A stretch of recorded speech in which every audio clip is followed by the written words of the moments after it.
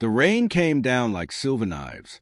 Deep in the mountains, a small rural hospital flickered under the storm's wrath. Inside, Dr. Adrian struggled to save a young patient, MIA, who had been in a terrible accident. Her life hung by a thread. Meanwhile, just beyond the hospital's walls, a massive brown bear, wounded and confused, wandered into the hospital grounds. His paw was bleeding, a trap wound fresh and painful. Lightning cracked. The nurse gasped as the bear shoved open the emergency doors. Chapter 2, Clash of Two Worlds. The staff panicked. The bear roared, not in rage, but in pain. Dr. Adrian saw the fear on everyone's faces and made a decision. He whispered, "Everyone stay back. I'll handle this." Slowly, he approached the bear, hands raised. Strangely, the bear didn't attack. His eyes, deep and dark, were filled with something more human, desperation. Adrian realized something. The bear was no different from his patients. Both were suffering. Both needed help. Chapter 3. Time is running out. But Mia's condition was worsening. Her internal bleeding required immediate surgery.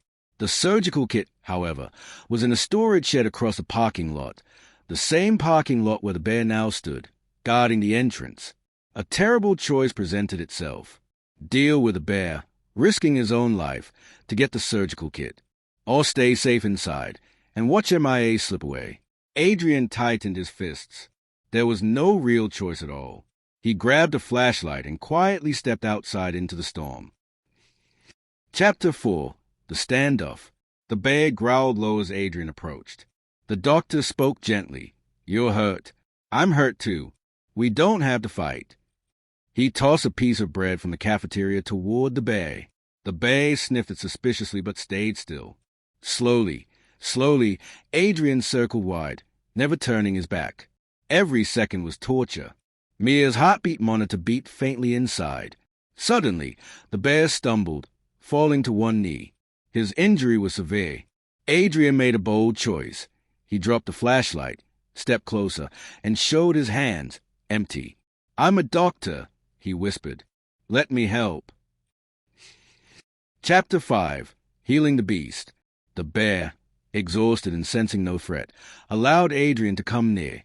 From his pocket, Adrian pulled a small antiseptic vial and a cloth. Gently, so gently, he cleaned the wound. It wasn't perfect. It wasn't pretty, but it was enough. The bear groaned low, but didn't strike. Their breathing synced, one wild, one human, both surviving the same storm. Finally, Adrian backed away, pointing to the shed. "I need that kit. Let me pass." The bear, almost an understanding, stepped aside. Chapter 6. Race Against Death. Adrian sprinted through the rain. His hands trembled as he unlocked the shed, grabbed the surgical kit, and bolted back inside. Inside the operating room, he worked furiously. His team, inspired by what they'd seen through the windows, rallied. Mia's heartbeat weakened, then strengthened, then steadied. Cheers erupted in the sterile white hallways. MIA would live. Chapter 7. A New Respect. The next morning, the rain had stopped. Adrian limped outside to find the bear still near the entrance, sitting quietly like a guard dog. For a moment, man and beast simply looked at each other. Not enemies, not monsters, just two creatures who had fought their battles through the night and survived. Adrian smiled, saluting the bear. The bear gave a soft, low grunt, almost like a farewell, and lumbered back toward the wild forest. Epilogue. Legends are born.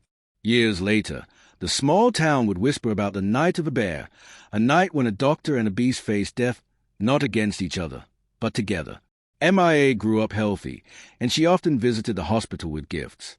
And sometimes, in the misty mornings, a great brown bear could still be seen at the edge of the woods, watching quietly, a silent guardian, remembering a kindness he could never repay.